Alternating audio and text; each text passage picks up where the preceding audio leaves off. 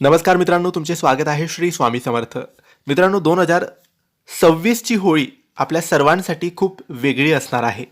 2 मार्चला होळी आहे आणि 3 मार्चला चंद्रग्रहण आहे. मग नेमकी होळी कधी पेटवायची, सूतक काळ कधी पाळायचा आणि रंगांची होळी कधी खेळायची, असे अनेक प्रश्न तुम्हाला पडले असतील. आजचा हा व्हिडिओ आपल्याला सर्व प्रश्नांची उत्तरे मिळणार आहे. मित्रांनो, 2 मार्च 2026 रोजी फाल्गुन पौर्णिमा तिथी म्हणजेच होळी आहे आणि ही पौर्णिमा 5:55 संध्याकाळी सुरू होईल. शास्त्राप्रमाणे पौर्णिमेला होळिका दहन केले जाते, पण याच दिवशी भद्रा सुद्धा आहे. भद्रा काळ हा अशुभ मानला जातो, त्यामुळे या काळात होळी पेटवत नाही. 2 मार्चच्या मध्यरात्री 1 वाजल्यानंतर भद्रा काळ संपणार आहे आणि असं शास्त्र सांगतं की भद्रा काळ संपल्यानंतर म्हणजे रात्री 1 वाजता 2 तारखेला भद्रा काळ संपणार आहे, त्यानंतरच होळी पेटवायची असते. आता वळूया आपण चंद्रग्रहणाकडे. 3 मार्चच्या दिवशी चंद्रग्रहण आहे.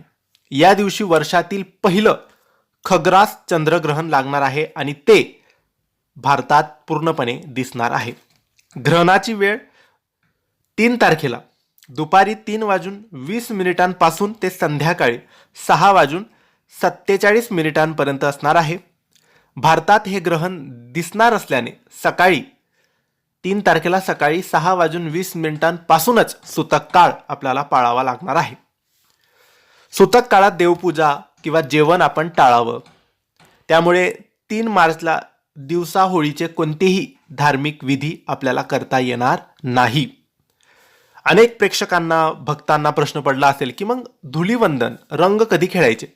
3 मार्चला ग्रहण असल्याने त्या दिवशी रंग खेळणं अशुभ मानलं जाईल. त्यामुळे 4 मार्च 2026 बुधवारच्या दिवशी धुलीवंदन साजरे केले जाईल. ग्रहण संपल्यानंतर स्नान करून आणि दान धर्म करूनच पुढचे सण आपण साजरे करावेत. आता उपाय आपण काय करू शकतो? या ग्रहणाचा प्रभाव सर्व राशींवर पडणार आहे. विशेषतः गर्भवती महिलांनी 3 मार्चला दुपारी घराबाहेर पडू नये. ग्रहणादरम्यान ओम नमो भगवते वासुदेवा या मंत्राचा जप करावा, जेणेकरून ग्रहणाचे नकारात्मक परिणाम कमी होतील. थोडक्यात सांगायचे तर 2 मार्चला रात्री उशिरा होळिका दहन होईल. 3 मार्चला पूर्ण दिवस ग्रहणाचे नियम पाळले जातील आणि 4 मार्चला रंगांची होळी खेळली जाईल. ही माहिती जास्तीत जास्त लोकांपर्यंत शेअर करा, जेणेकरून कोणाचाही गोंधळ होणार नाही. माहिती आवडली असेल तर लाईक करा, शेअर करा आणि आमच्या चॅनलला सबस्क्राईब करायला विसरू नका. धन्यवाद. श्री स्वामी समर्थ.